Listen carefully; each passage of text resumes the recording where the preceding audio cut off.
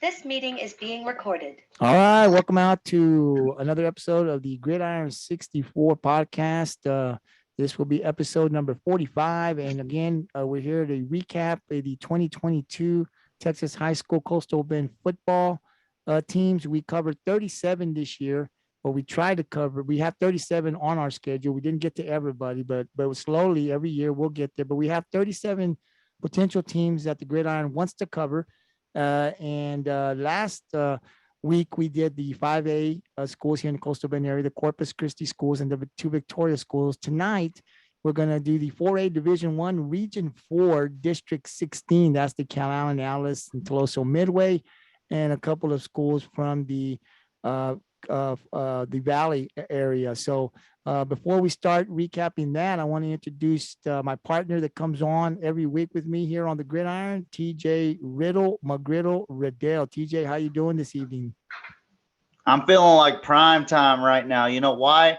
I'm wearing this fly hoodie that I got from fanatics.com, and I'm not wearing it because I'm a Buffs fan. No, I'm far from that. I'm a Deion Sanders type of guy.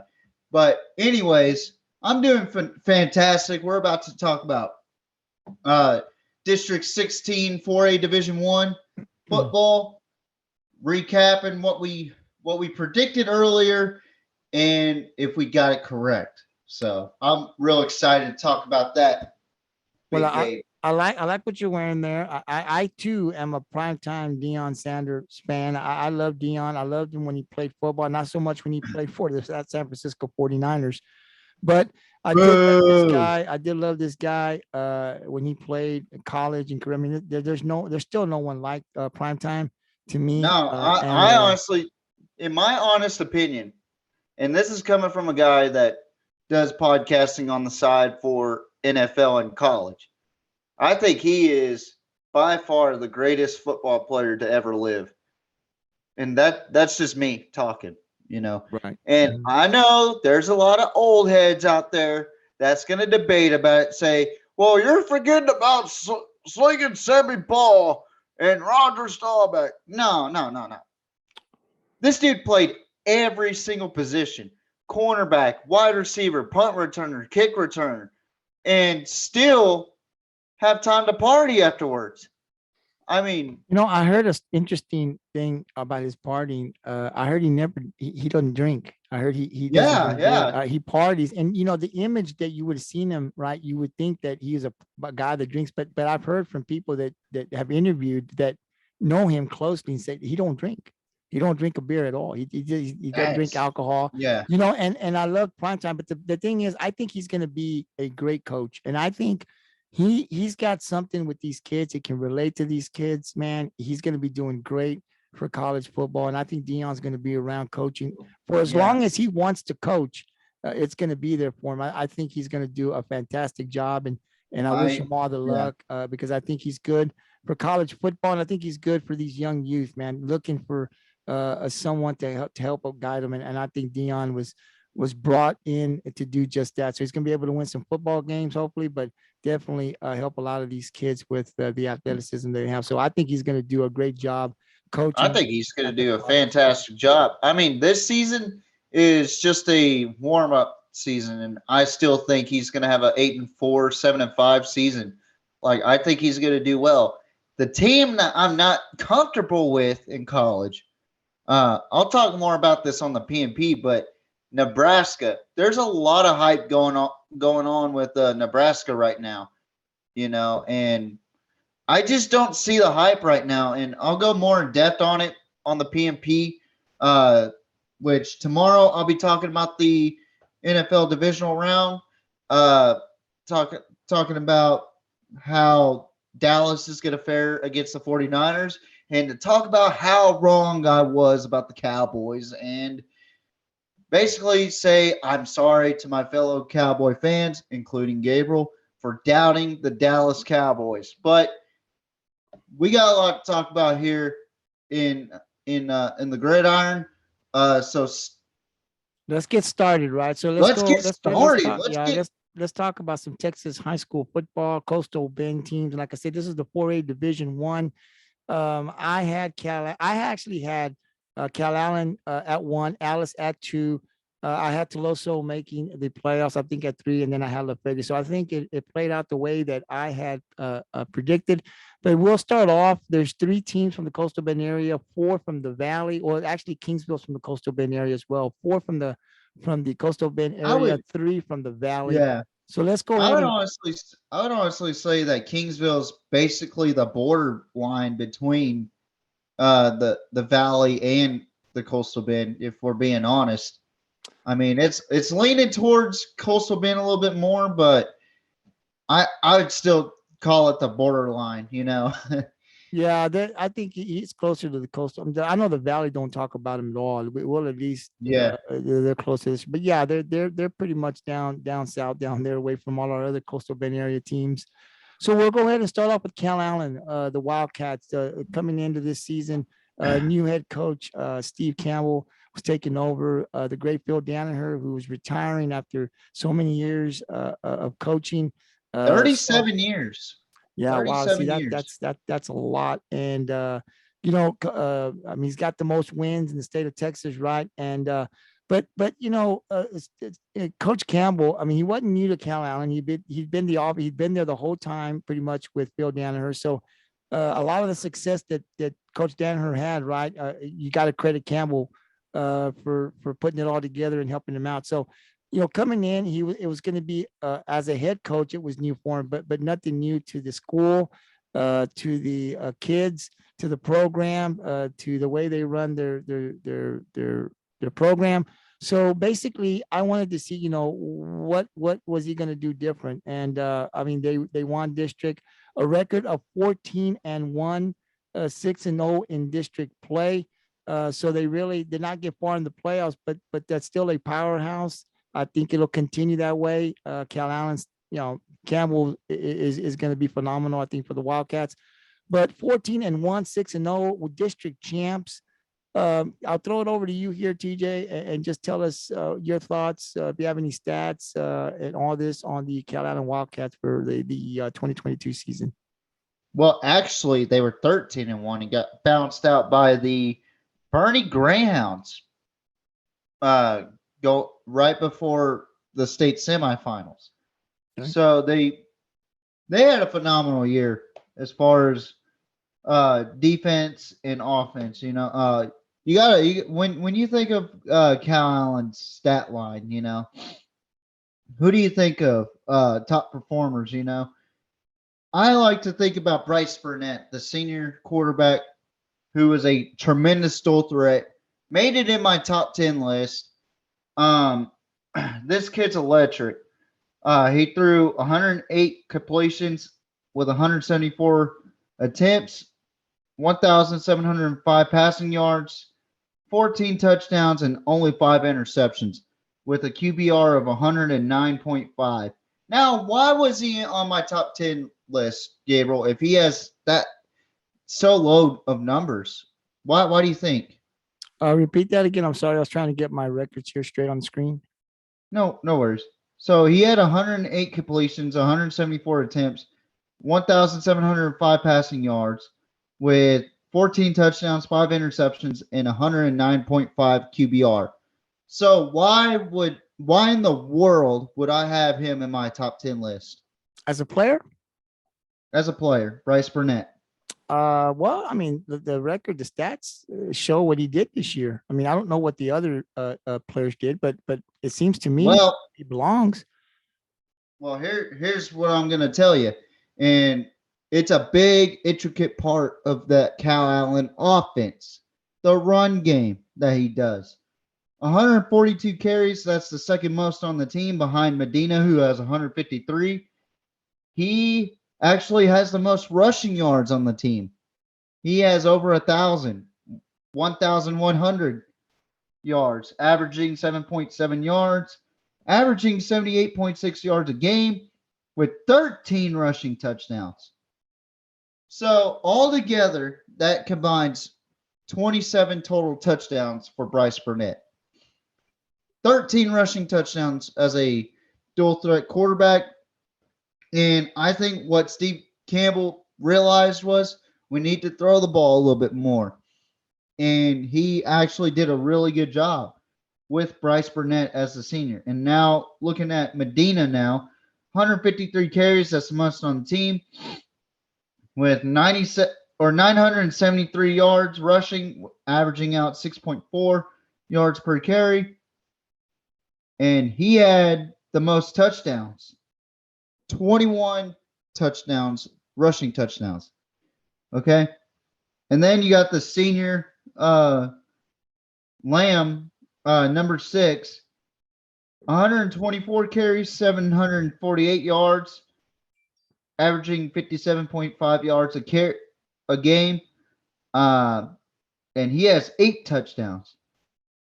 And the guys to watch out for is Medina and this cat right here. He only had 57 carries, but he had 345 rushing yards, 6.1 yards per carry, 31 yards per game, and 5 touchdowns this season. And then Hinojosa, 53 carries, 319 yards, averaging 6 yards a carry, 79.8 yards a game, and he had 6 touchdowns. So the rushing game was phenomenal this season for Calallen. As usual, it is built to be a run team, but Steve Campbell really did a creative thing to implement the pass, and he is a outstanding coach too. So on the receiving game, Carpinello, who is a senior this year, 36 receptions, 511 yards, and 6 touchdowns. Then you got Rubio, who has 23 receptions, 448 yards, and 2 touchdowns.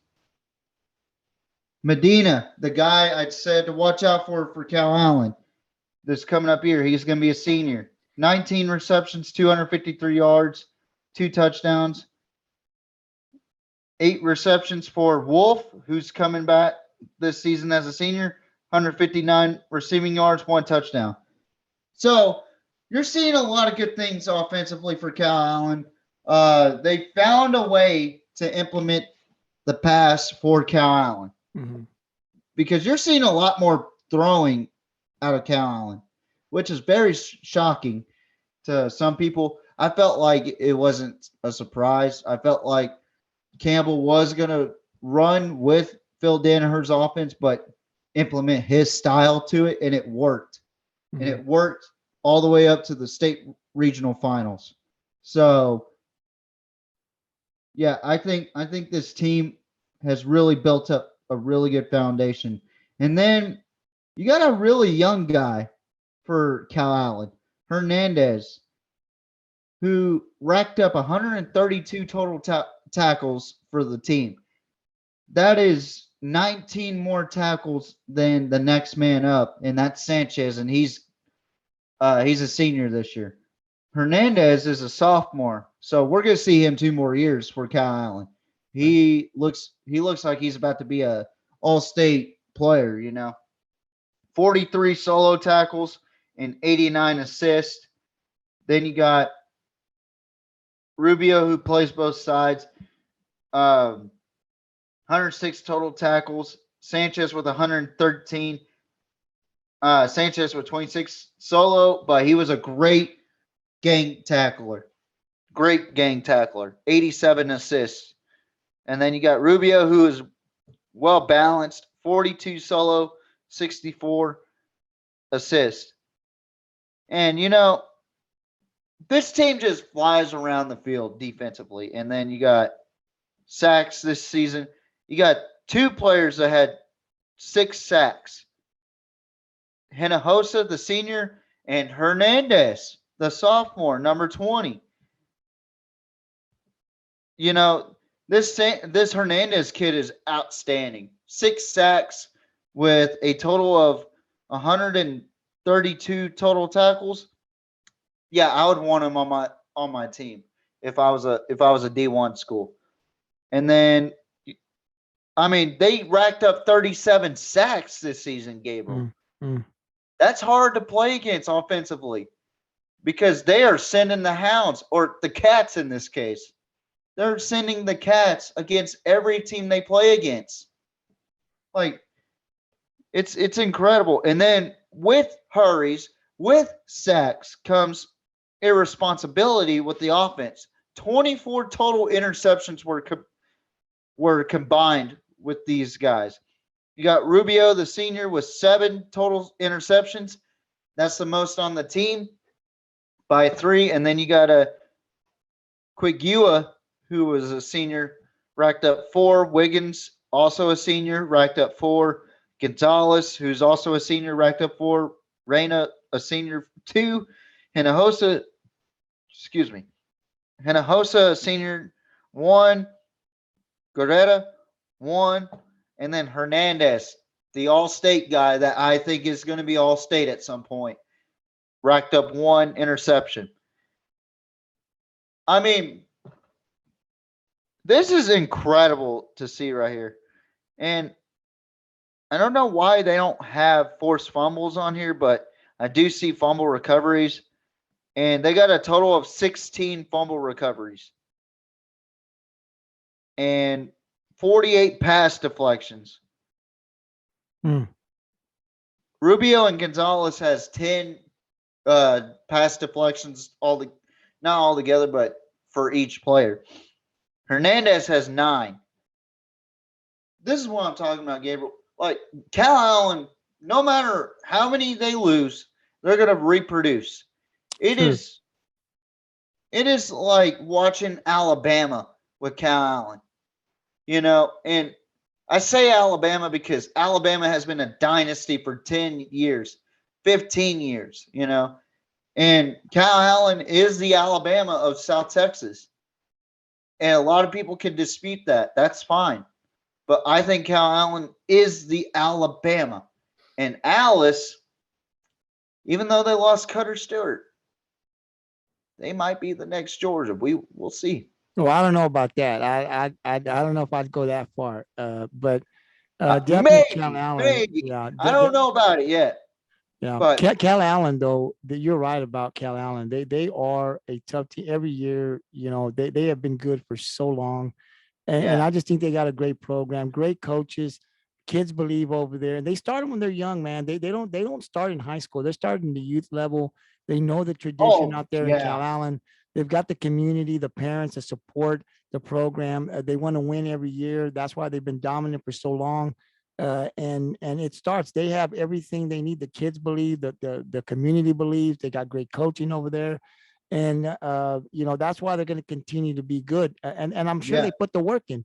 This team has tasted success. They haven't won a state title yet, but they've been there a couple of times, pretty close. Yep. And so they know what it's like. And to be able to be dominant for a program to be that dominant year in and year out, every year. I mean, sometimes they get to the second round. Sometimes, they've gotten all the way to state, I believe. So the team is always in contention. They're always fighting for a district title and a deep playoff run. And it's just whether you're a Calallen fan or you're not a Calallen fan, you've got to respect and admire what they do out there, right? If you love football, Texas football, because they're just great, and they just got a tradition where they expect to win every year. They expect to win a district title every year, and they expect to make a deep playoff run. And when they don't do that, and they have a kind of so-and-so year where they don't win district, boy, the next year they're really going to work even harder to get back there. They don't like to lose. That's an automatic hot seat, right? And when Danaher got there, I read where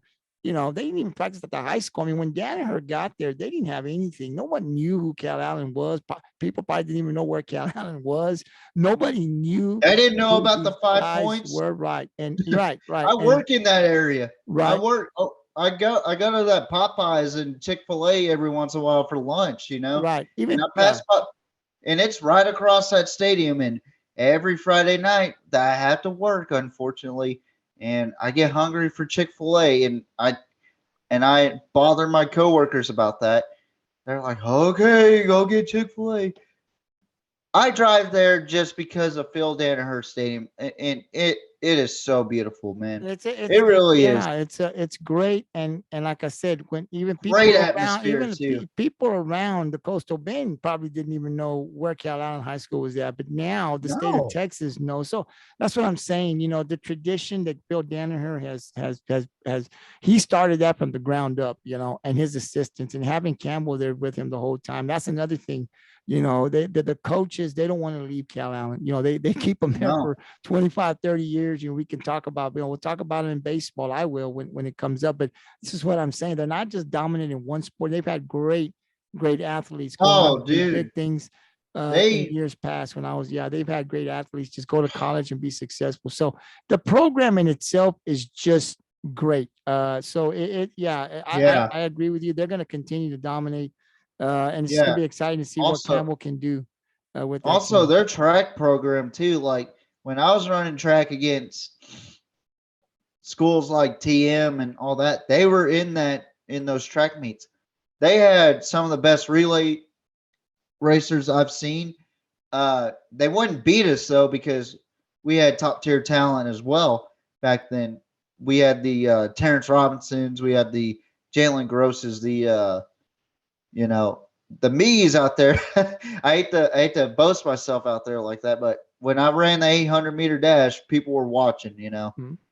I mean, yeah, they But were you know looking at Terrence. They you were know looking at Terrence for that mile, or they're looking at Terrence, but they saw me in my sophomore year in the 800-meter dash, and my dad told me, "Hey, there's a scout from Oklahoma State. He's not only watching Terrence. I talked to him. He's watching you for the 800." It's like, let's oh, go. really? Not gonna lie. Yeah, But listen, that's great. And you know, and this is the thing with Calallen is you know, they have this mentality when they come in, you know, this year, next year, you want the district, come get us, come get it from us, because yeah, we ain't gonna give it up. They're not gonna, you know, every year they're hungry, and that's what I'm saying. The kids buy into it. They know when you put that, when you step on that field in Calallen, you know what it means. It means something, and yes, every player there knows you're going to give 110%. And you can see that. I'm not in those practices with them, but you can see it in the play year after year. It's hard to win every year. To not have at least yeah, 1 year where you're down or you just don't win again, or you know, we have a bad 3-7 season. This team doesn't do that. This team wants to win no, every year. The hunger, and that's just great to see, you know. And so you know, yeah, I don't think it's going to stop anytime soon. I haven't seen Cal Allen lose more than 2 games in a regular season. I have not seen Cal Allen lose more than 2 games in a regular season in quite some time. You know, They don't like and to lose. They don't know how to lose really. They don't take it the lightly. You it, know, they it's don't. it's like when Cal Allen has 3 losses, there's something wrong with the team. Yeah. If they if, Even one loss in a regular well, they season, they're lose like, if they lose if they lose 2 games in the non-district, we think that's it. They're no good this year. You know, it's like because they've yes, set the standard, the bar is so high out there, you know, that they expect dominance. And what's to me, TJ, what's impressive to me is how they sell it to the children, right? How the players, how do yeah, the players have to understand when you go and you play football for Calallen, this is you've got to get to this high. The bar is set up here. You've got to reach that if you want to be a part of this team. And everybody understands that in year after year, we got guys that these kids were probably not even born when Calallen was winning already. You know, they were babies. And they just no, understand and they hear it in the community when they're in first grade, second grade. They already starting to understand. I believe, hey, this is what we are. This is who we are, and we're gonna go down there and kick some butt. And they do it year in and year out. I just think yeah, it's amazing to see that. So yeah, Coach Campbell, I think he's gonna do a phenomenal job here. He's been there. You said, you know, he's adding the pass, something we don't see a lot of. We'll see what happens in the next couple of years, but yeah, we'll see. I think yeah. A dominant. lot of shoes to fill for Cal Allen for sure, though. Well, I think A they lot got of a guy that seniors can do leaving. it. There's a guy. I mean, if Danaher's gonna, you know, retired, this is the best pick. You bring the guy that's been there with him. You don't change anything. I mean, who else Yeah, knows for how to sure. win and who was part of all those district titles and deep playoff runs in Campbell right there next to Danaher. So they made a great pick and saying, look, we're the program's good. We're going to bring the next guy up. I mean, who else knows this program than Campbell. So great pick. And I think Calallen's Yeah, going to continue I to agree. dominate.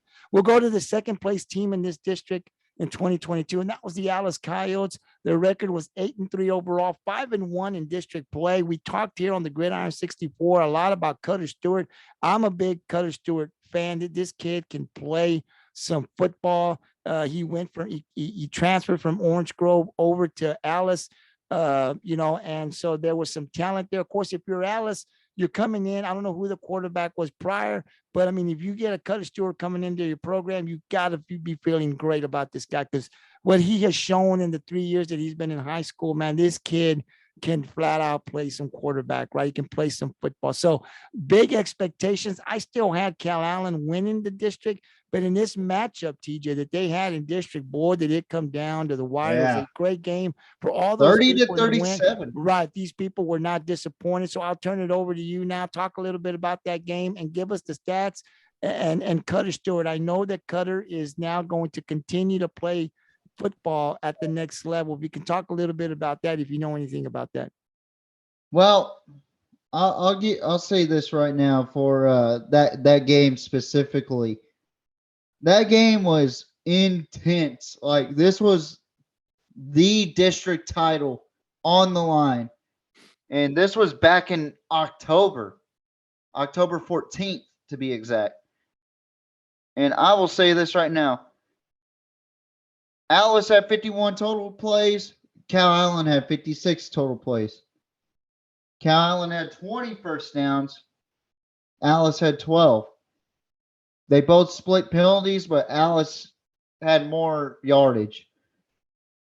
The time of possession is what mattered in this game. And boy, Calallen perfected it.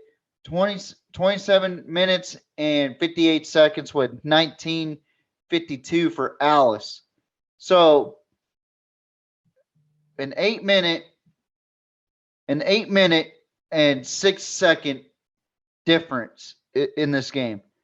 Cutter Stewart, 20 for 37, 368 yards, 3 touchdowns, and no picks in that game.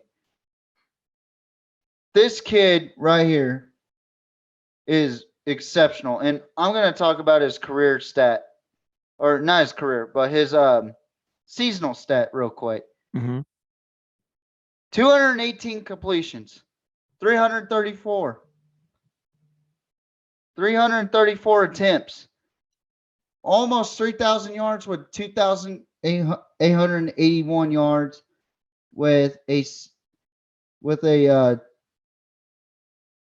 about a 65 completion rating, right? So not bad. He averaged out 261.9 yards a game. He threw 39 touchdowns and 4 interceptions.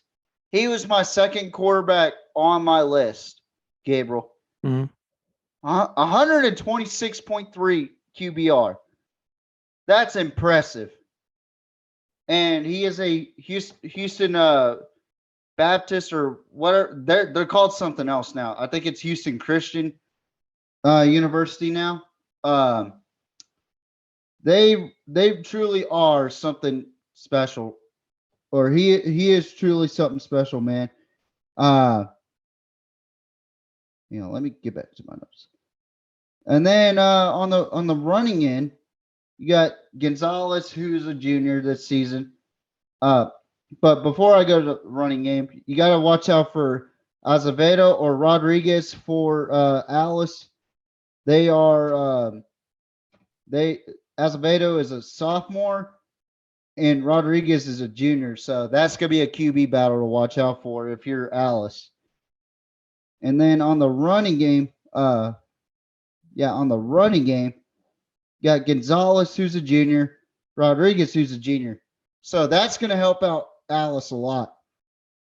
With Gonzalez with 83 carries and 511 yards, averaged out 6.2 yards per carry, 73 yards a game, and he had 4 touchdowns. Then Rodriguez, also a junior, 58 carries, 401 rushing yards, averaged almost 7 yards a carry, 36 yards a game, 4 touchdowns. So there was two more guys that ran over 100 yards rushing in this game. And then Cutter Stewart had 8 carries, 77 yards. But Alvier, sophomore, Azevedo, a sophomore. Alvier had 17 carries, 184 yards, while Azevedo had 19 carries, 125 yards. And both of them had 1 touchdown apiece. And Cutter Stewart actually had a rushing touchdown. So I look at Cutter Stewart as more of a pocket passer, like an Andrew Luck type of guy. He's tough. He's gritty. He wants to play through the injuries. This guy's incredible. But here's what's more impressive about Alice. They're all about the run game sometimes. And they haven't been too successful in the run game in recent memory. Well, they decided to try this thing called passing this season. And they have 2 people that are over 500 yards. One of them is almost 1,000 yards. Okay. By like 150 and some change. Vasquez, who had 50 receptions, 846 yards, 16.9 average, 11 touchdowns this year. And then Gaza the third, a senior who's also a transfer that nobody talked about. Right. He is a transfer from the Vaqueros of San Diego. So 2 kids that decided to leave smaller schools to go to a bigger school and showcase their talents over there. And Gaza the third, he is actually a son of a coach, So the coach went with Alice. Now, was it the kid's choice or the coach's choice? That's completely up to them to tell, But he's a senior. He's going to be leaving this season. 47 receptions, 557 yards receiving, and 9 touchdowns this season. And then the next man up who had 39 receiving yards, Arellano. I hope I said that name right. He's a junior. He's going to be the next man in line next season, I believe. He had only 2 touchdowns, but still 397 yards. That's not bad. And then Hinojosa, who was a senior this year, he'll be leaving. 20 receptions, 372 yards. He had 9 touchdowns. Okay. So all together, the receiving core, 37 total touchdowns. 37. Even though it says Cutter Stewart threw 37 receiving touchdowns. But they didn't have a whole lot of turnover issues, but if they did, it was fumbles. And they had 4 fumbles that were committed and dropped and lost. So 4 fumbles out of 4 fumbles have been lost. So all you got to do is force a fumble, but they did a really good job with maintaining fumbles and turnovers this season. Only 8 turnovers offensively. Not bad. Not bad at all. Not bad at all. I mean, you don't want any turnovers, right? But over 10 games. I mean, it's not great, but yeah. The perfect season is to not have any turnovers offensively. Right. Now, we're going to look at total tackles. The highest total tackles is 75. So this team had a little bit of trouble with wrapping up a little bit. But Padilla, he had the most solo tackles with 48 solo tackles and 27 assists. So he was really good about tackling by himself. And then you got Garza, who's a junior. Padilla's a senior, but Garza, number 5, he had 43 solo, 19 assists, 62 total. Then you got Molina, who had 37 solo, 10 assists, and 47 total. You don't really see a whole lot of gang tackling from these guys. They can tackle by themselves, but God forbid if they gang tackle, And then you got Godines, who also had 29 solo tackles with 17 assists with 46 total. Then Saints, who is probably the most balanced tackler they had starting, number 52, 26 solo and 20 assists with 46 total tackles. But, I mean, there's not a whole lot of tackles. I mean, 490 solo tackles and 207 assists. Mm-hmm. Okay, Gabriel. 697 total tackles for this team. So you didn't really see the defense, or they just could not tackle at all. I mean, the defensive points really proved it with Calallen and all these other schools that they played against. But when it came down to sacks, rely on Pena. 10 sacks this season. Okay. He played 10 games. 10 Sack a sacks. game, yeah. And then Davenport right behind him with 4 sacks. Villarreal, 1 sack. Trejo, 1 sack. So without Pena, they would have only 6 sacks this season. And he's gone. You know, but Padilla was really good about hurries. And they had 15 total hurries with 16 sacks. I mean, I'd take that any day, you know. But they would cause quite a few turnovers. 12 interceptions in total. Vasquez and Molina take the cake on the interception leadership with 3 interceptions. Garza, the junior, had 2. Hughes had 1. Pena had 1. Garcia had 1. And Carrillo had 1. Pass deflections. They had a total of 39 pass deflections. Molina had the most with 7. Vasquez with 5. Hughes and Trejo with 4. Garza, Garcia, and Godines had 3. Pena and Sainz had 2. And Rodriguez, Oliveira, Rodriguez, Cruz, Ariano, and Padilla had 1 pass deflection. Now, fumble recoveries, 7 fumble recoveries. Padilla covered 2, while Hughes, Molina, Padilla, Cabrera, Cortez had 1. And, they did have cause. So they caused 14 fumbles, and they recovered 7. So 50% of the time they would force a fumble, they would recover. Good. So my thing is this with Alice. They had a phenomenal team this season too.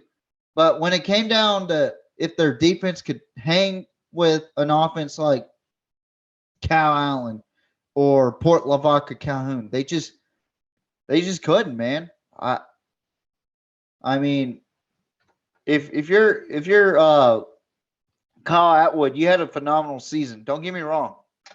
You had probably one of the best turnaround seasons for Alice in a long, long time. I'd be more concerned about that defense this season. You know, I trust in my offensive coordinator enough to say, okay, I'm going to focus more on my defense and developing my defense so that way we could be a well-oiled machine and a more balanced team, because you got Calallen who can do anything on defense, you know? Right. They are some cats, not dogs, but cats, you know? Right. Calallen's always got a great defense. Absolutely.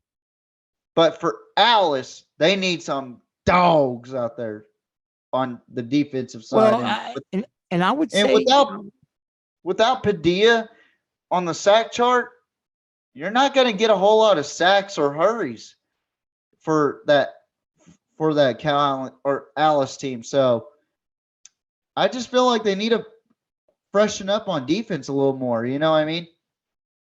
Well, they hung in there with Calallen this year. No, that's what I'm saying. Didn't dominate them, but I understand what you're saying. Port Lavaca going in there and beating this team. Should have never happened. And I said that. No, When I not at came all. on my podcast, I said, man, and people told me, no, listen, man, Calhoun, I don't care if they were on a 2-3 game win streak, should not have been able to beat Alice. I know the weather, and people talked about the weather, but as a team, as a coach, you got to prepare for whatever's coming. If it's raining, if it's Yes. muddy, but they should not have lost that game, and I'll stick to that. I mean, no disrespect to Calhoun, right? But they were a younger team. Yeah. They were struggling.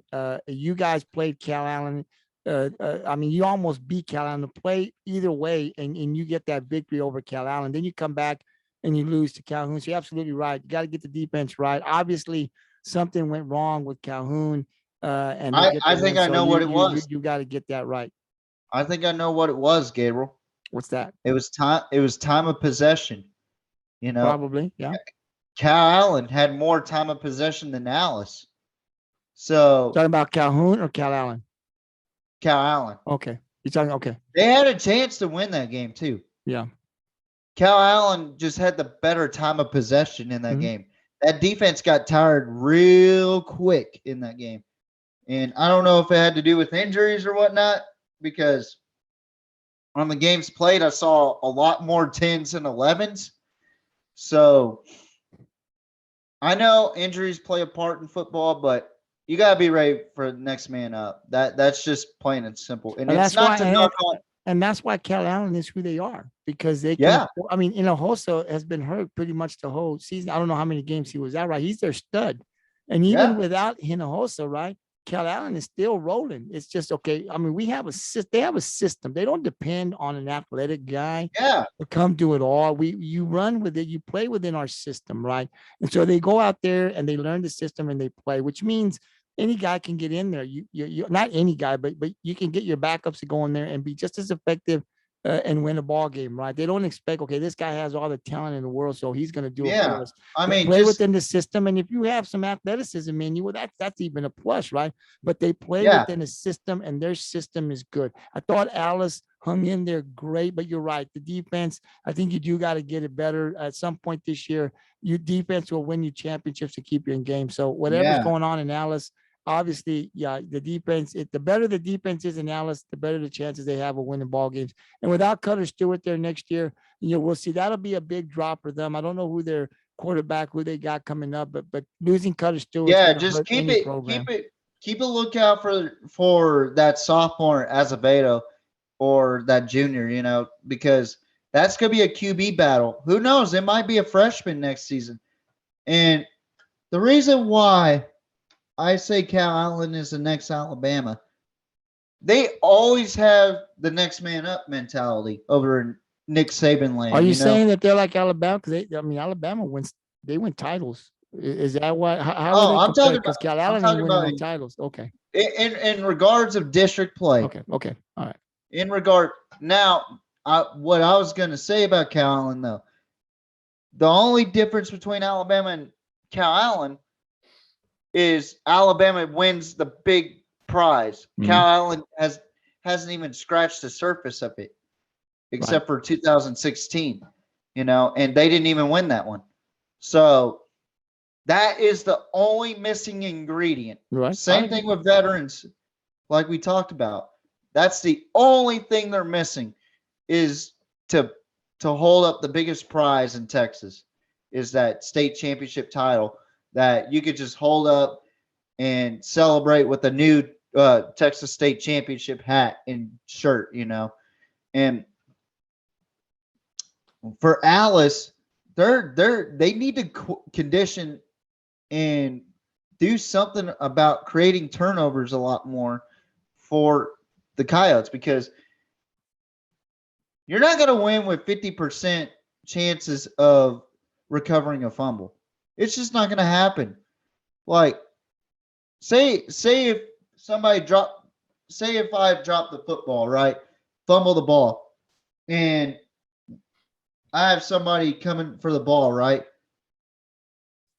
To me, with Alice, 50% of the time, I'm going to pick it right back up. And it'll be a 2nd and 5 or a 3rd and 6, Alice needs to go after this more defensively.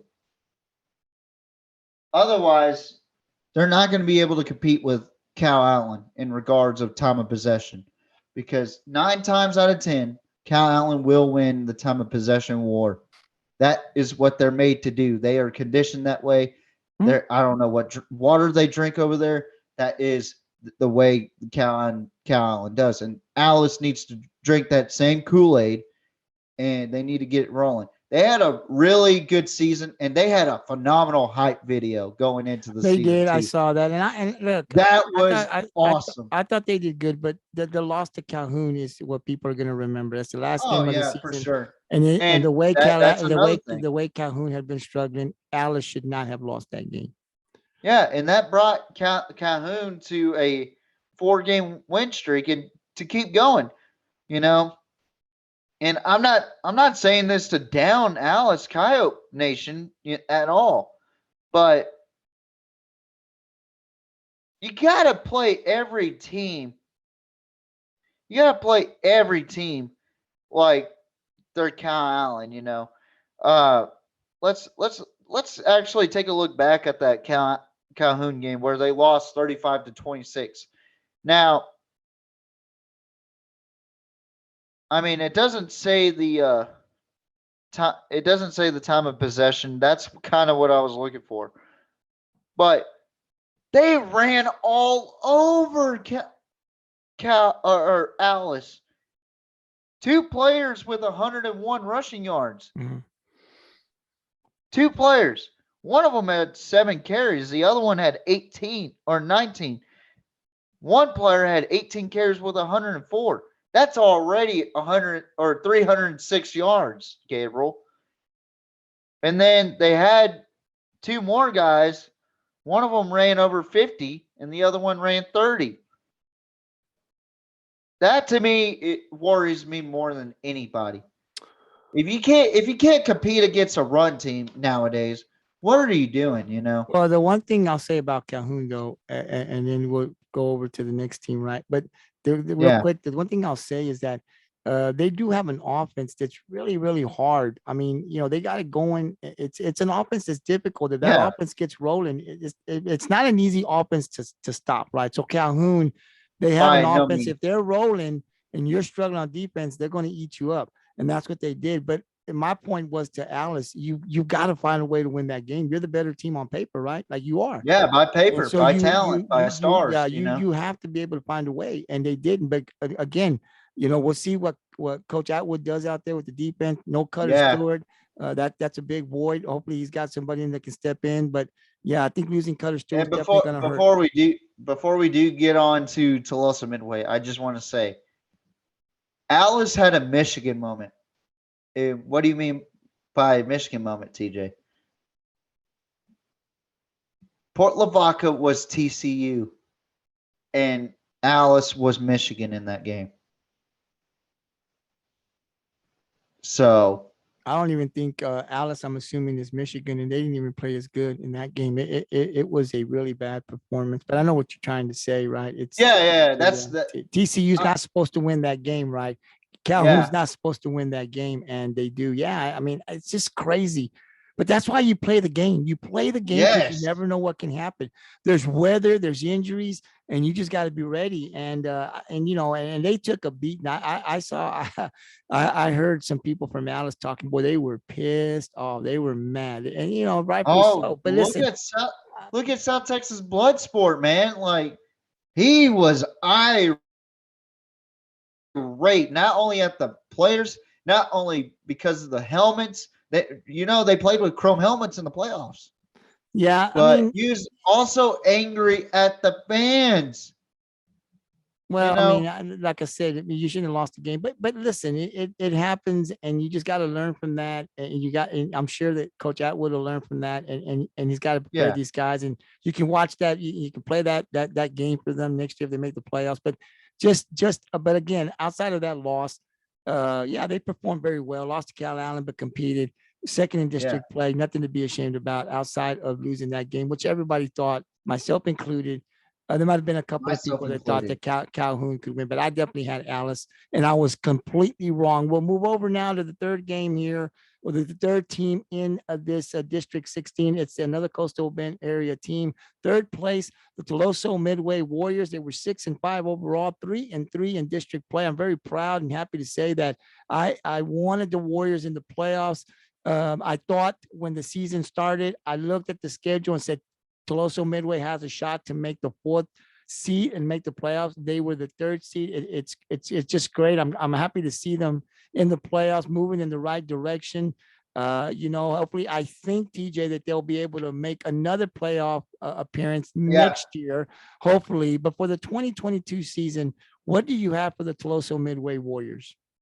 Man, from the very beginning, if you were to go back in time and you were to tell me Chris O'Neill and the TM Warriors are going to be the third seed in that district with Calallen, Alice, La Feria, and Zapata, I would have laughed in your face and I would have said, you're wrong.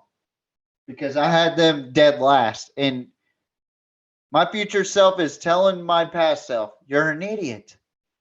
Why wouldn't you go for the Warriors, TJ?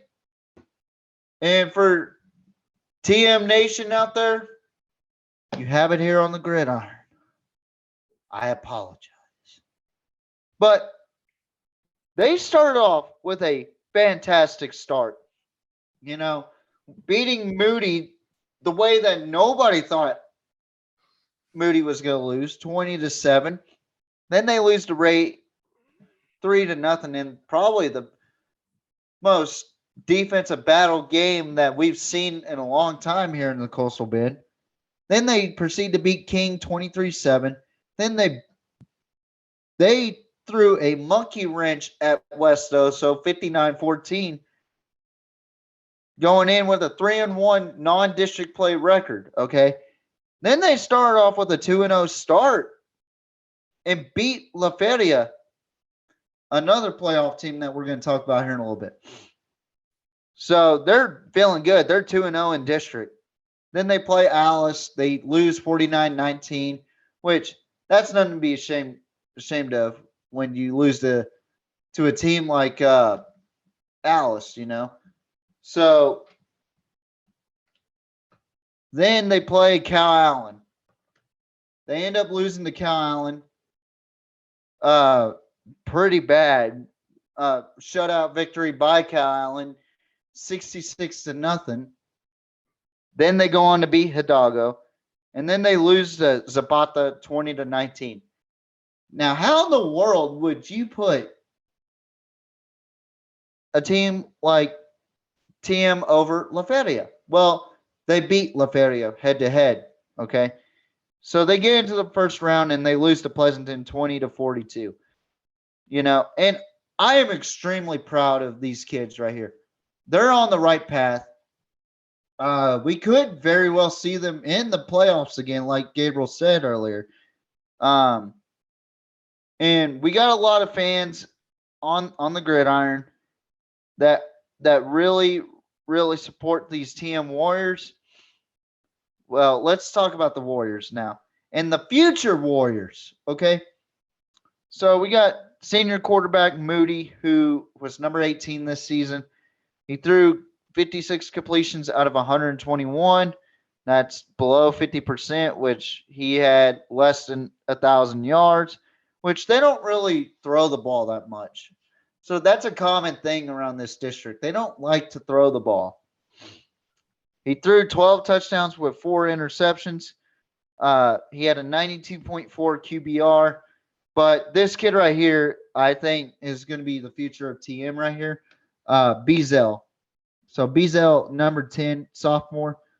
11 completions, 28 attempts, 78 yards, 1 touchdown, 3 interceptions. Yeah, it's ugly numbers, but I think he's going to do well with TM. And then we go over to the rushing, which there's a lot of guys that rush the ball for Calallen. So you got Temez, who has the most carries with almost 600 yards with 559 rushing yards. averages out 4.5 yards a carry, which is okay. 8 touchdowns for that young man, which I believe that's their fullback, Gabriel. I Mm. believe that's their fullback, if I'm not mistaken. He's coming back this season, though. Okay. And then they're losing Hasso, who's a senior. 45 carries, 501 yards. He averages out 11 yards a carry with 4 touchdowns. And then we got Gonzalez, who's a senior, so he's gone too. 249 rushing yards, no touchdowns for him. Beazell, sophomore, he can run the ball too. 24 carries, 165 yards, no touchdowns for him. Darby, who is a freshman this season. So we got our first freshman on the stat line this season.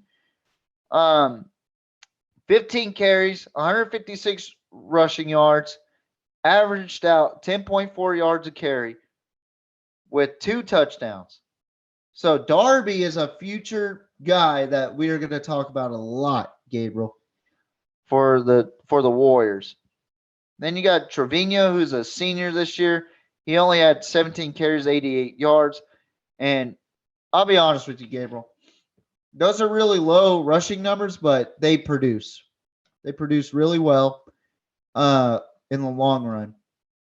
So you got something to say, Gabriel, or you No, listening? no. Okay. I was just breathing. Okay. Man. I got like a little cough, man. I'm coming down with a little cough, I guess. So I'm taking some medicine. Kids, adults, take care of yourselves. but Yeah, absolutely. but In all seriousness, I gotta take a drink real quick.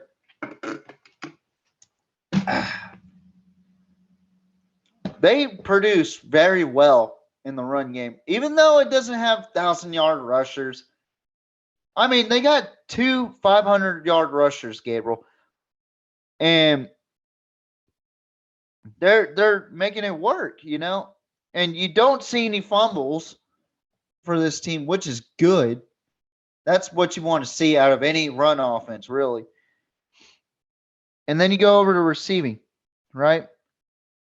You got Hasso, who has 25 receptions, 344 yards. He's leading in receptions, but Garza is actually leading in receiving yards. Garza has 7 touchdowns. Hasso has 4.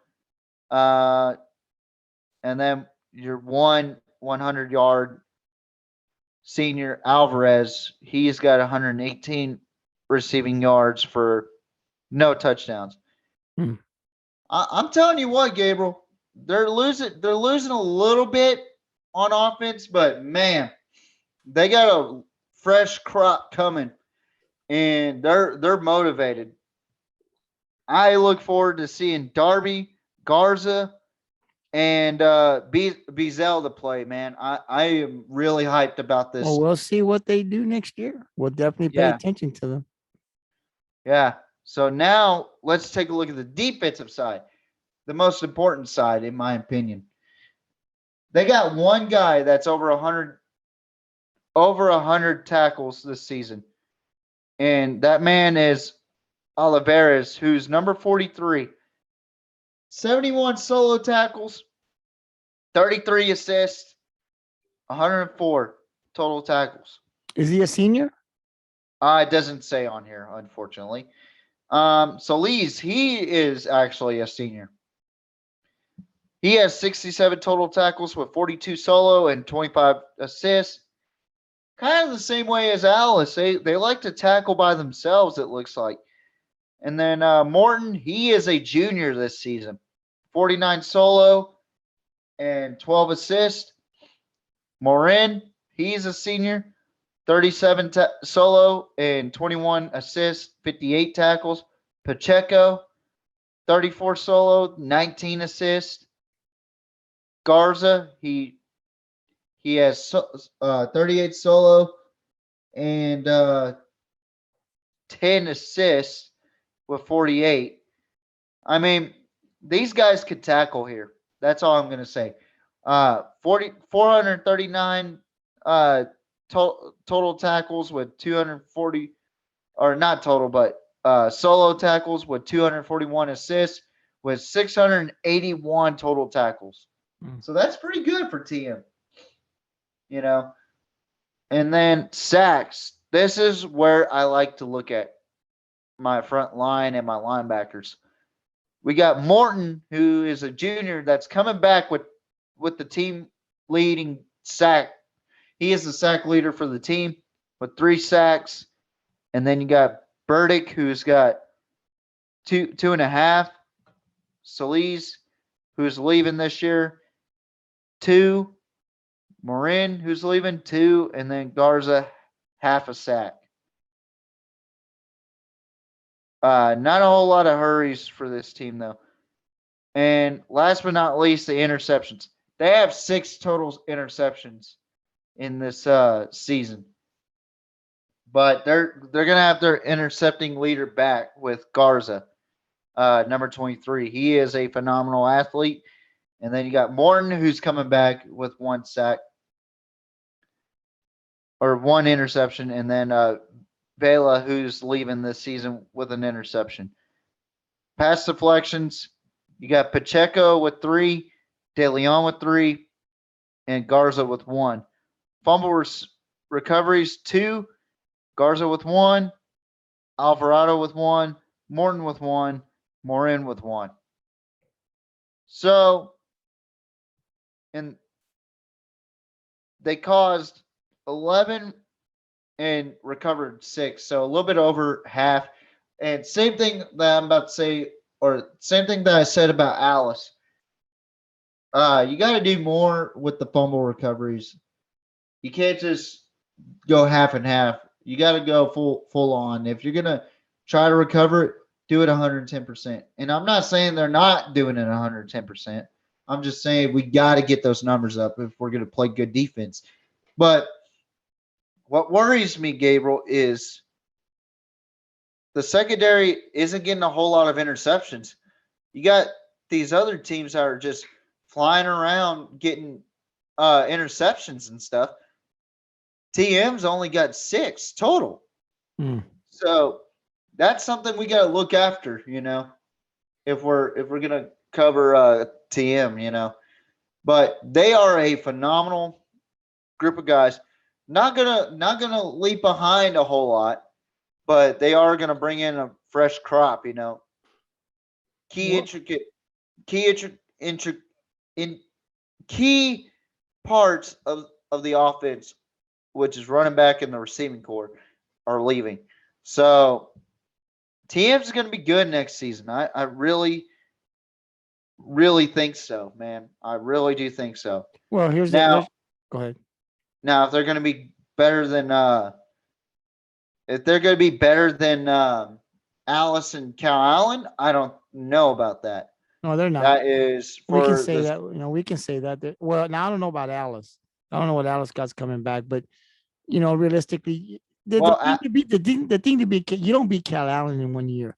You got to gradually work your way up there because that program is elite. Yeah. It's legit, right? So Yeah. it's hard to beat that team. But I think the Tuloso-Midway, no disrespect to the Warriors, right? But I think they're on the right track. I wanted to see them in the playoffs. I thought they had a good chance to make the playoffs, and I think this season is a step in the right direction for that program. You want to get in the playoffs, get a taste of that first round, see what it's like. Now you get a taste of it. Now you like it. I want to come back with some more. Now you try to get your third. Now you try to get to that second spot. Can they compete with Alice? Can they beat Alice? I don't know. We'll see.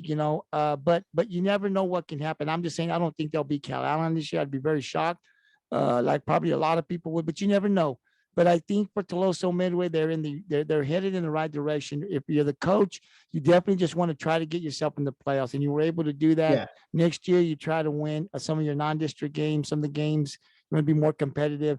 Give yourself an opportunity, and like you said, the takeaways and the sacks and all of that stuff, the defense getting better. You want your defense to get good. You got to have a good defense to keep you in the ball game. So for me, this is a great stepping. This is a good step in the right direction for Tuloso-Midway Warriors. And just looking at this year and reading what they did this year, I would say early on, I think they have a good chance of repeating and getting into the playoffs.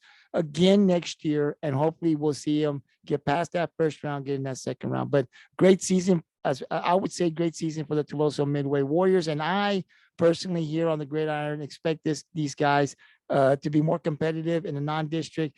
Fight for this second, a third or fourth seed again, and then get in the playoffs, get past that first round, and let's see Tuloso-Midway in that second round would be great. I can tell you, I'm definitely cheering for those TM Warriors here on the Gridiron. Yeah. Me too, man. Anything else you want to add on Tuloso-Midway before we go to the next team?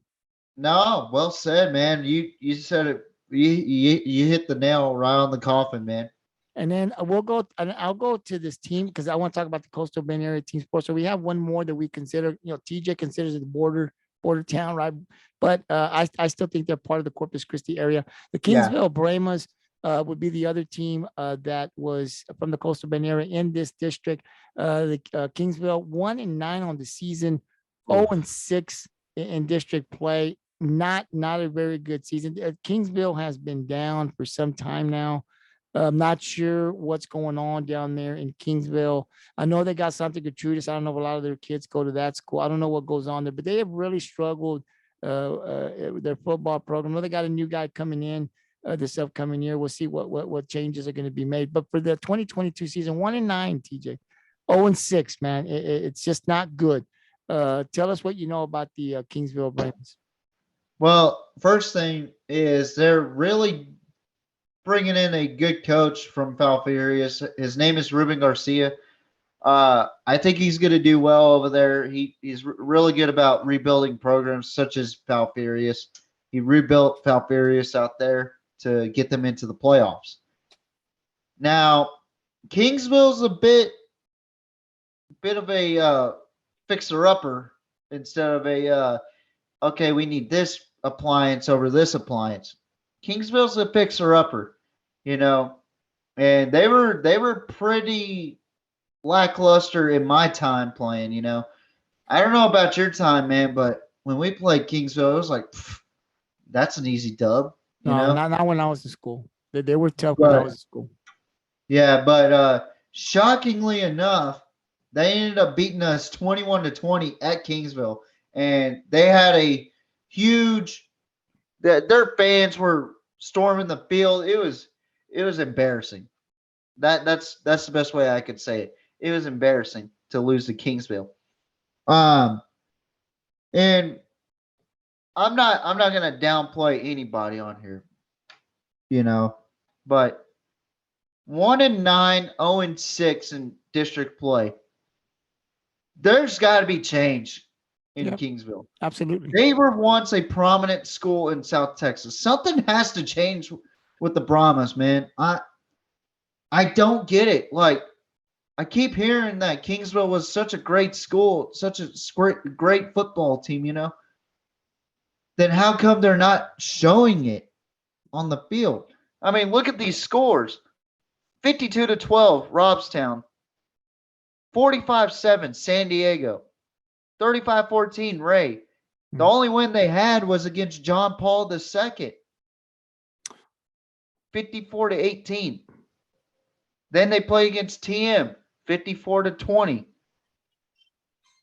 Calallen, 64-3. 41-7 against Hidalgo. Got shut out by Zapata, 41-0. Then La Feria, 42-14. And last but not least, Alice. They got shut out by Alice, 61-0. Yeah, they're not competing. They're not competing at all. I'm not sure what's going on there. They have Santa Gertrudis, another school down there. I don't know what they're doing in football, but yeah, they've got talent out there. I'm not sure what's going on, but you got to be more competitive than that. Your record's got to get better. You can't. It's just not good to have a record like that year after year. They've got to get it right. Hopefully, this coach that's coming in is going to be able to get it right. And you got to be more competitive. It's not just the district record or the overall record, but it's the score. It's what you're saying that they're just getting blown out. They're not even competing, and something has to change there in Kingsville. And hopefully, you will see some of that start to change in 2020. Let me tell you something too. They don't even have their stats up. That's concerning. Yeah, well, what You stats know, would you put up there? I mean, there's not very many stats. I mean, I know what you're talking about, but my God, yeah. I mean, there's not much to put up there with what you're saying out there with the scores. They no. just got to I get mean, better. I would not put stats up either. I would be so embarrassed to lose like that. I mean, Well, 61-0. well, I look, mean, I mean, take for granted we played against Cutter Stewart. Let me tell you the time that I got blown out. This was the only time that I have ever gotten blown out in a football game. Okay. I was cornerback for the Norman G. Panthers. Okay. And we were playing against the number 9 team in state in Bremont. Okay. That's a little bit different because we're playing a state ranked team. Take for granted it's a smaller school. But this to me looks similar to that, but with every game pretty much. You're letting your third string kick your butts out there. You know what I'm saying? And it just doesn't piss you off. You know what I mean, Gabriel? Like, I'm pissed off at the fact that Kingsville's not competing. They'll only beat John Paul II because they're a smaller school and they are inferior, to most schools in their eyes. But come on, Kingsville. At least Ruben Garcia is coming in to fix the mess that is going on in Kingsville. And I'm sorry, Gabriel, but I am very passionate about that. And I really do think Ruben Garcia is going to come in and drain the swamp out of that swamp, the swamp that is inside Kingsville. And it needs to be said, and it's not downplaying anybody. It really isn't. It's the truth. And sometimes the truth hurts, Gabriel. No, I understand what you're saying, and I mean, look, you got players out there. They put the time in. Coaches put the time in. Players put the time in. It's one you sometimes you play a good team and you get beat, 55-14. It happens. Yeah. But you can't have scores like that 9 games out of 10. There's something there, and that's why Kingsville made the change. Those boys, you want to be competitive. You want to compete. You want to win some games. And Kingsville needs to get it right. Yeah. And it looks like they're bringing in a coach now, and we're going to pay close attention to this coach and this program next year. And we hope that they get some wins. You can hear it in my voice when I don't really support Kingsville, the Brahmas. They're kind of far from where I live and a little over an hour drive, so I don't get to see a lot of the games. Just get to read stuff, but just a program that's like that. I feel for the coaches. I feel for those kids in the community, right? Yes. I'm a fan here in my town. And, this year wasn't a good year for us, but we've had great years prior to this year. We hadn't been bad for 9 years. We had one down year, but we've had 8 good, solid years, right? So it happens. We look forward here in my town to get back on that horse and get back to what we're accustomed to doing, right? Yes. But you can't have 5 or 6 years like that. Something's got to change, and those scores will tell you a lot. So I'm hoping that Kingsville, this new coach, is able to turn around. It's going to be hard, but you start off by implementing your system in there, and hopefully you win a couple of games next year and build from there. But definitely, you want to see Kingsville, the Brahmas, back competing and winning some ball games. I agree. And I gotta say this too, Gabriel. This reminds me of the Deion Sanders transition to Colorado. And I'm not saying it because I'm wearing his hoodie. I'm saying it because I see a similarity. Kingsville Brahmas. Same colors as Colorado. What's the common similarity of Colorado and Kingsville right now? Lackluster. One word, lackluster. Colorado, they won 1 game this season. Kingsville, they went 1-9 this season. Didn't win a conference game. Didn't win a district game. Culture was bad for both teams, Deion Sanders steps in, brings in his whole coaching staff, and it's Louis. Exactly what he said. Brought in Travis Hunter, brought in Shadur Sanders and his other son. You know,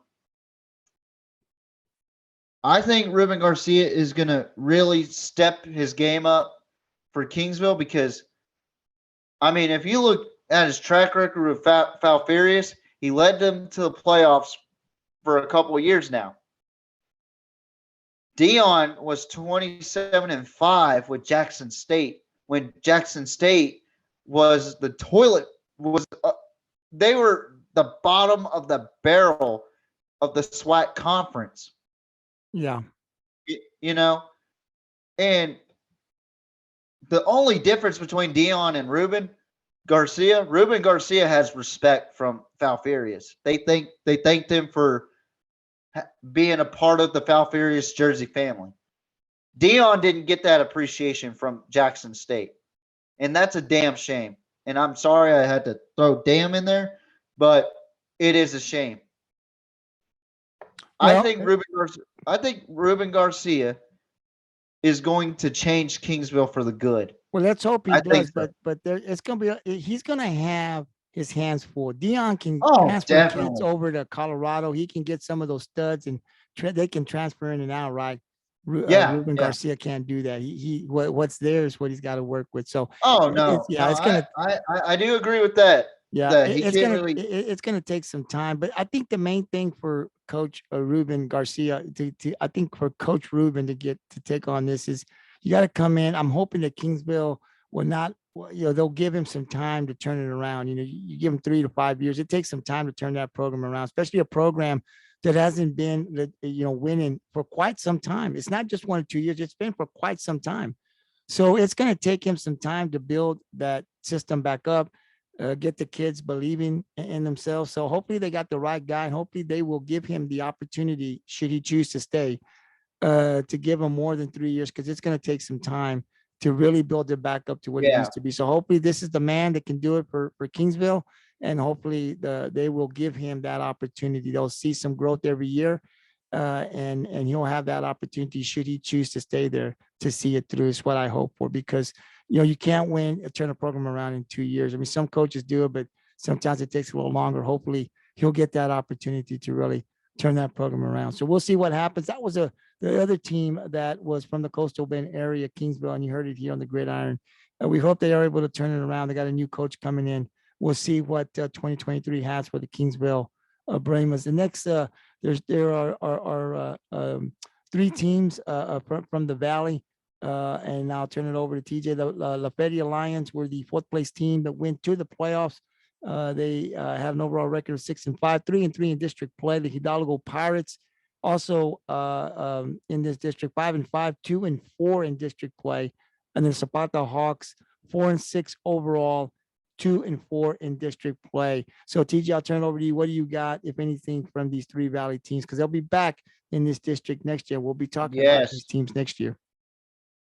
Well, I'm going to tell you this, man. La Feria was not a surprise for me in the playoffs. I really do think that La Feria was one of these teams that was going to step up in the playoffs, and they have a good quarterback with Rivera. He's a sophomore this season. He went in for Gonzalez, who had a pretty good start, and then he got injured, I believe. He was a senior this year. But Rivera came in, completed 94 for 155 attempts, had 1,521 yards with 19 touchdowns and 6 interceptions. So that's weird because La Feria is used to running the ball. But when they do run the ball, they have Dickerson, who's coming. So they have a lot of guys that's coming back already. I could tell you that right now. Dickerson, who's a junior, he had 78 carries, leading the running backs in carries. But Rodriguez is leading the rushing yards with 369 with 43 carries, and Dickerson has 78 carries with 329. And Rodriguez has 4, Dickerson has 2 touchdowns. Rivera, 51 carries, 291 or 296 rushing yards with 3 touchdowns. Hmm. 3.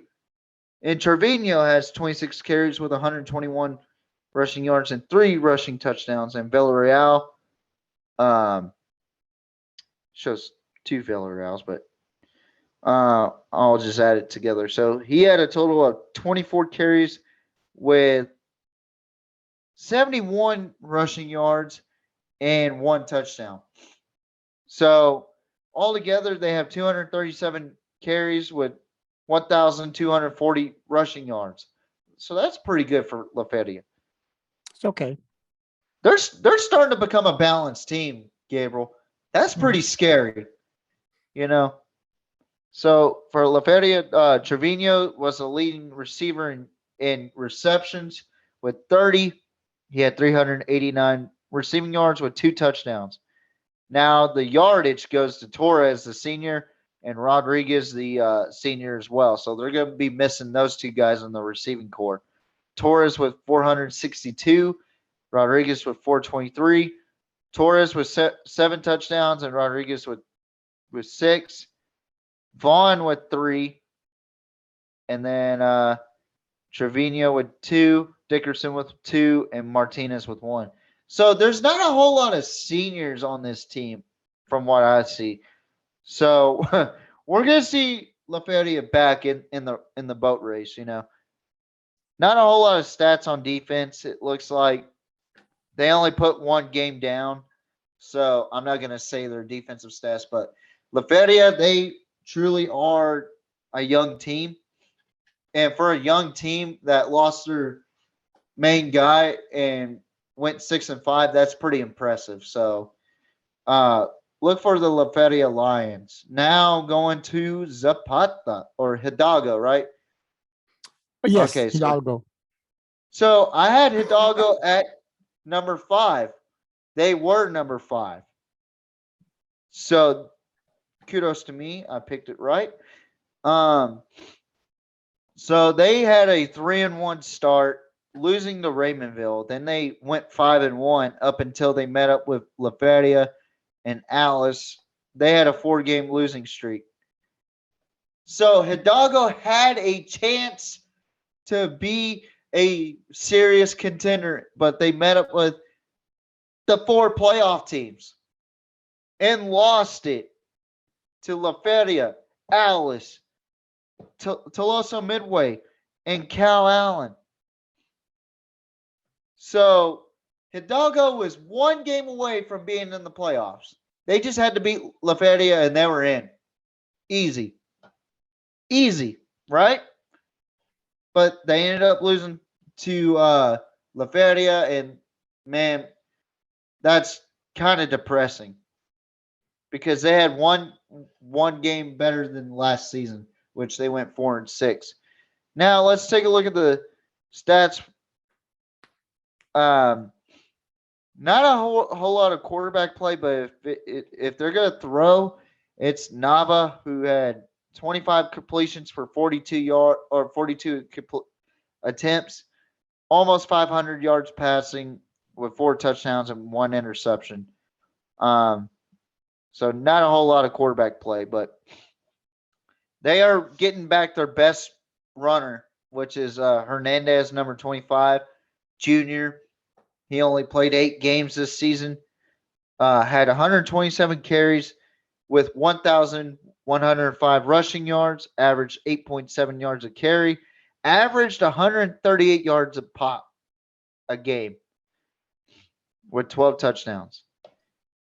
Nava, 90 carries, 597 rushing yards, and 10 touchdowns in that game or in this season. And those 2 are coming back. So you got a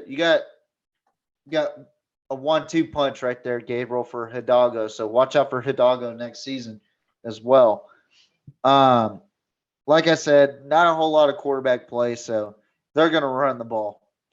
They are an old school run the ball down your throats type of team. But they're going to lose a lot on defense. I will assure you that right now. They're going to lose a lot on defense. Carball or Carbajal? Carbajal. Yeah, Yeah. Thank you, Gabriel, for helping no me problem. out. 72 total tackles for that young man who's going to be leaving Hidalgo. 42 solos, 30 assists. But Lara, he's also leaving. 31 solo, 30 assists, 61. Beretta, 22 solo, 34 assists, 56 total. Garza, who's going to be coming back for that defense, 27 solo or 22 solo and 34 assists. So he's a good gang tackler with 56 total.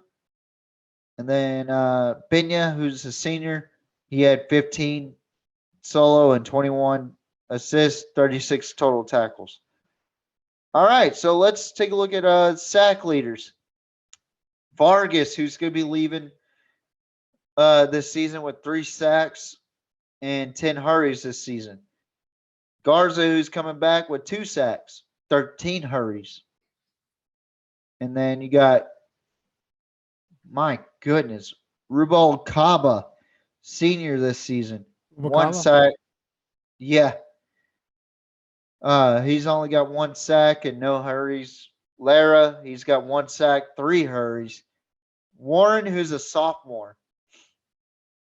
So this is going to be a veteran team, but they're going to lose a lot on defense. Warren played only 4 games, 1 sack, no hurries. And Gonzalez, who played 4 games, 1 sack, 4 hurries. I mean, they got 56 hurries, but 9 sacks total, Gabriel. So they need to get to the quarterback a little bit more. Now, in the turnover department, they got 17 interceptions this season. So that's pretty good. Yeah, I would say so. So Nava with 4 interceptions. He's the interception leader with 48 interception yards. And then you got Carbajal with 3 interceptions, no interception yards. So as soon as he touched the ball, he would get tackled, I'm assuming.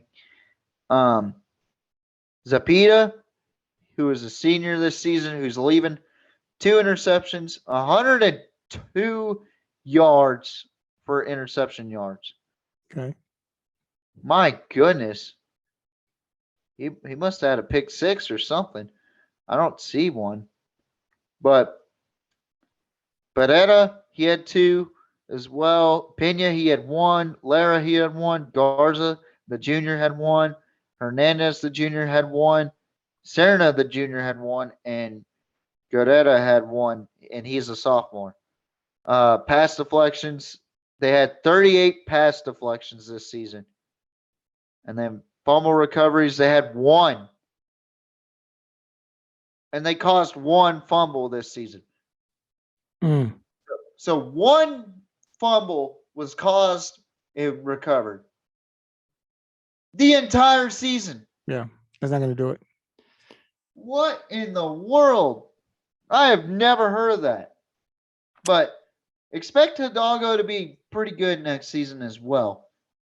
Now, the last team I'm going to talk about is the Zapata Hawks, who is another team that had a shot at district play.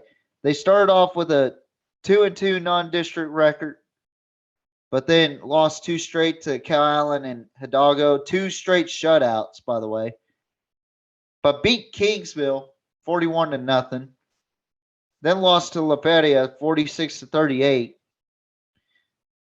Lost to Alice 53-13, and then beat Tuloso-Midway. So this team wasn't backing down like Kingsville was. They were still trying to fight to get in. So I think Zapata did a really good thing this season, even though they were 4-6 and 2-4 and 6 in the district. They still had competitive spirit this season. And Their quarterback, Martinez, who is a sophomore this season, played all 10 games. I'm guessing both quarterbacks got injured or something because, man, Martinez, he's a sophomore, number 11. 173 completions for 309 attempts, 56 completion percentage.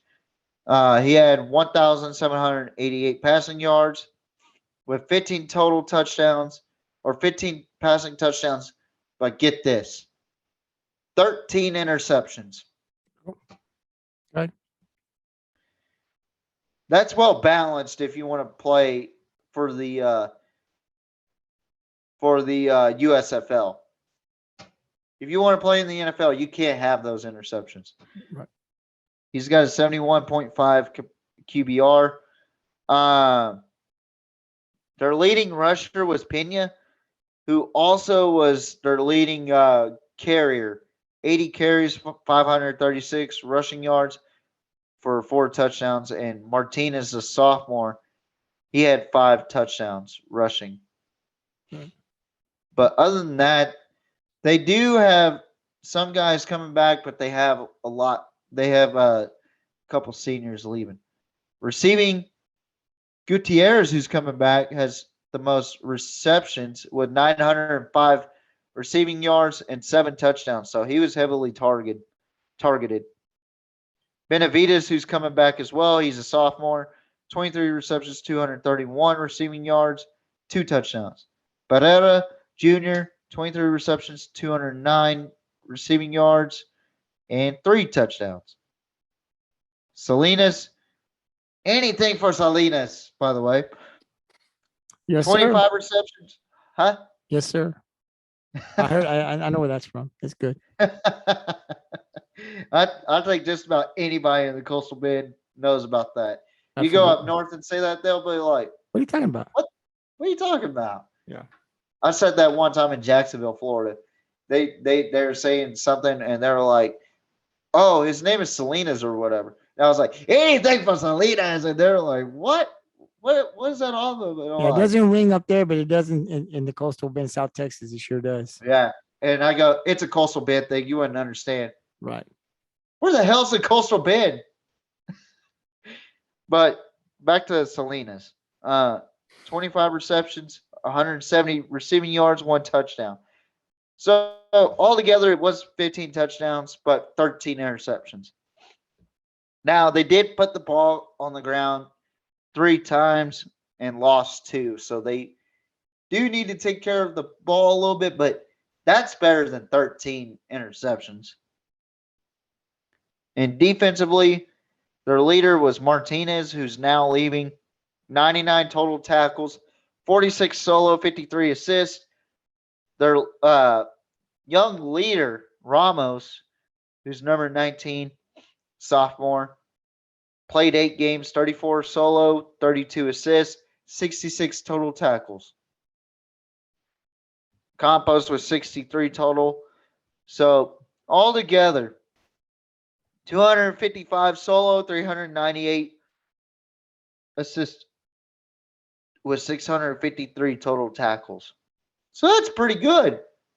Gang tackling. Now, sack leader, Campos, the man that's leaving, 7 sacks with 13 hurries. So he was in the backfield quite a bit. Guerrera, he's also leaving with 3 sacks and 6 hurries. Martinez, 1 sack, 2 hurries. So right there, that's 11 sacks that's going to be gone next season. Cisneros, he is a junior. 1 sack, 1 hurry. Ramos, 1 sack, no hurries. And Garza, who's another senior leaving, 1 sack, no hurries. So that is 12 sacks right there. That's going to be gone this next season for Hidalgo. So they're going to miss that. Interceptions, not a whole lot of interceptions, just 4. Pena with 2. He's leaving. Rendon, 1. He doesn't say. Gonzalez, 1. It doesn't say for him. Pass deflections, they had more pass deflections than interceptions, which is okay. 11 pass deflections in total. Fumble recoveries, they recovered the ball. Every time they caused a fumble, they would recover. 6 out of 6. So good on Hidalgo. Not Hidalgo, Zapata. Finally, a defense just like Calallen would go after the ball. And not 50% of the time. But I think we're starting to see something good with Zapata and Hidalgo here. I think they're going to be competitive down there, and La Feria is just going to be just as good next season. I think those 3 teams are going to keep competing for that 4th spot, maybe the 3rd spot. Who knows? Well, But we know that Calallen will be the team to beat there next year, for because it's the sure. second year of the realignment. So where would Alice fit with Cutter Stewart gone and some of these seniors? We'll find out, right? Can Tuloso-Midway take over that second slot with some of the guys that they got coming back? That'll be an interesting a matchup there between Alice and Tuloso-Midway. See what Tuloso-Midway can do. Can they, dethrone them from the second place, and can they Yeah. get up there? Now, La Feria seems also to be trending upward. We'll see. This team, can be very, very dangerous. And for the other teams, we'll see, like you said, can they battle for that 4th spot? Very interesting. Hidalgo and Zapata there, because Kingsville is gonna be rebuilding for next year. I don't see that team making the playoffs.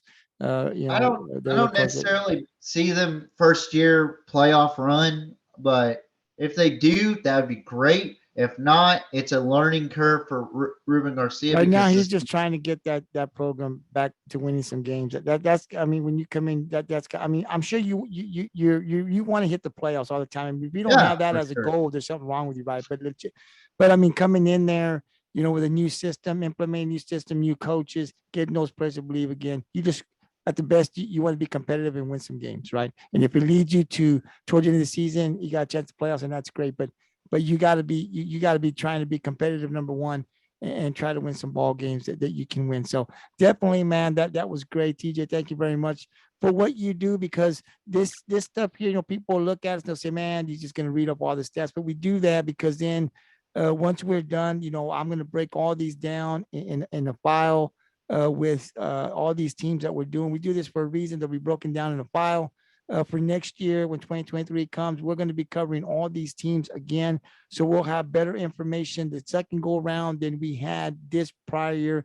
This is why we do that. We look at the stats, but I put the headphones on and I'm doing something, and I'm hearing TJ, what he's saying and what he's doing, and I'm able to just continue to write that down as I see, and I'm doing other stuff as well. I don't have to be looking up at the screen. So, because I got a different podcast that I do, so I try to multitask and do 2 or 3 things at one time if I can. So that's why we're doing this. I hear it, I write it down, I pause it, and then I'm sending out other stuff on another podcast. So thank you for what you do. And we want to have as much information as we can possibly have as we go into the 2023 season with these teams, when we talk about them, and we try to make our predictions on who we think can win the district, 4 teams that'll make the playoffs like we always do. There's a reason why we do this. So thank you very much for all that you do. I know it's time consuming to get all these stats written down. Next week, we'll be back on the Gridiron 64 to recap the 2022 season for the 4A Division 1 Region 4 District 15, which I believe is Rockport, Fulton, Beeville, Lavernia, Floresville, Pleasanton, Port Lavaca. I believe those are the teams. I don't have it written down on my screen. That's all 6. But those are the teams that we will break down and recap next week. So tune in. I'll let you guys know what day we will be uploading the video. We don't go live when we do these things right now, but definitely next week we will be again recording the recap for 2022 and then upload it the very next day. So TJ, thank you very much, man, for coming on and doing this with me. I know you're also doing another show, and you and I got a lot of talking to do about that. And you do another podcast. So we stay busy all the time. I'm going to be on the podcast pretty much once every day or twice a day now, doing my podcast. I do quite a few other podcasts as well. So I'll give you the final word here on the Gridiron, man. What do you got to say before we call it a night? Yeah, man. I appreciate you putting me on here, man, and I appreciate you wanting to talk about the. Should I talk about it, Gabriel? Should I talk about it? The TJ Riddell show, maybe. Sure, if you want to. Yeah. So in all seriousness, I do appreciate you for wanting to talk to me about the TJ Riddell show and what we could do about that in the future. I have a lot of plans, and Gabriel has a lot of plans for that. Hmm. It may not happen right now, but look for it in the future. It is going to be a banger of a show. It'll just be me on there, possibly talking to players, coaches. It could be assistant coaches, anybody. And I go more in depth on the marquee matchups. I mean, there's just a lot of stuff that needs to be talked about. Oh, excuse me. There's just a lot that needs to be talked about that me and Gabriel will be talking about for the TJ Riddell show. It's not only to branch out a little bit for the Gridiron and for myself, it's to branch out for the kids that really deserve it out there, like Lonnie Eckes. My goodness, that kid's going to SoFi Stadium. Could you imagine being a kid like Lonnie Eckes right now? I mean, being recruited as a 3-star talent, going to SoFi Stadium to go play in an all-star game. Yeah, that's awesome. Now that's something awesome. that's something I would love to talk to Lonnie Eckes about if his coaches will allow it. I mean, I know he's busy with basketball right now, but maybe in the summer, be like, hey, so Yeah, how was SoFi Stadium? Yeah, it's about But- exposure. It's about the exposure, really. Yeah, and you know, I love that we have kids down here that are so committed to football. And here's another thought. Since the Rio Grande Valley has a football team in college now, hey, Corpus, why don't you use Buck Stadium? Why don't you use Cavaniss Field? Hell, use Whataburger Field as a college stadium, you know? That's a thought. I don't know. Yeah, I'm not sure what goes on there. Kingsville has the next level around here, right? But Yeah. I'll tell you this, man. The what we're trying to do here on the Gridiron is expand. The Gridiron. What I'm trying to do is, in general, we come on, on the Gridiron once a week, and we, recap, preview, and all that sticks there. But there's so much other stuff to talk about in football that we can add different features to the Gridiron to be able to implement those other stuff that we want to talk about in different programs. That's what, the dream of mine had been for the Gridiron. And so this is just another stepping stone, bringing in some people that can talk and I don't have a problem with expanding to a show like that. And what will that show consist of? That's what we're talking about now. We're jotting down what we do on the Gridiron. That'll stay, but there are so many other things that we want to do to show exposure to our kids and to bring out these programs that, like Calallen, that consistently wins, or a program that is up and coming where they've been struggling, and all of a sudden they pick it up or they have a great year. We want to be able to shine a little bit more light than just talk about it for 5 minutes, maybe get an interview with the coaches. So there's so much more that we want to bring to the Gridiron, that some of these features that we add with, like a TJ Riddell show, can take care of those things and feature those on the Gridiron 64. So there's just a lot of things that are on my mind that I want to do, but it's baby steps right now, but we're working on that, and we'll add more features to it and kind of, structure it a little bit better. And get some ideas from TJ on what his vision is for that show, and then what we can do to help build that show up is what I'm here for, right? So it'll be on the Gridiron, and it's coming soon. So tune into that as we add more and structure it to a point where you guys will like it, and I think it'll be great, and we can add some of those features that aren't being talked about now but need to be talked about, so that people from this community and outside of South Texas can see the talent that we have here in the coastal Bend area. It's what it's all about. So definitely we're working on that on the Gridiron 64, and then we'll add other stuff as well. So TJ, thank you very much, man. Appreciate what you do here for this program. And again, we'll be back next week, and we'll be talking about that 4A Division 1. That's the other 4A Division 1 here in the coastal Bend area. Region 4, District 15. So tune into that next week. It'll be interesting. That was a great district. That was one that I was involved in heavily and knew a lot of those teams. So I'll definitely have some stuff to say next week. So until then, man, the Gridiron 64, TJ Riddell, Gabriel Trevino signing out, man. Have a great night. And we will be back next week to talk more Coastal Bend football. Tune in next week. I'll let you know date that the video will be uploaded so you guys can catch it. Until then, and one more thing, TJ, it's also just not on our Twitter page and Facebook, but it's also on Spotify. It's also on Anchor. That's the audio part. So you don't see the video on there. You will see it on the Twitter and the Facebook, but on the Gridiron 64 Anchor and Spotify, it's just the audio, but you can catch it if you're commuting to work or coming back from work. You got an hour and a half drive, man, and you want to know some stuff about what we're talking about here, Texas Coastal Bend football. Definitely tune in. I mean, if you got one of those cars that you can just kind of plug into Spotify and listen to what TJ and Gabriel have to say about the Coastal Bend area football. So you can catch it on the social media, or you can catch it on audio. But we're kind of expanding there too, trying to get to multiple platforms so we can reach out and expand. So a lot of stuff going on, man. I stay busy. TJ, I sit here till about midnight, then I get to bed for 3 hours and go to work. But it's all worth it, man. I enjoy what I do. Yeah, for sure. I have some big plans, and I'm working hard to get there. So thank you very much, man. Have a great night. And I will see you next week, brother. Sounds good, man. And to the peeps out there, good night.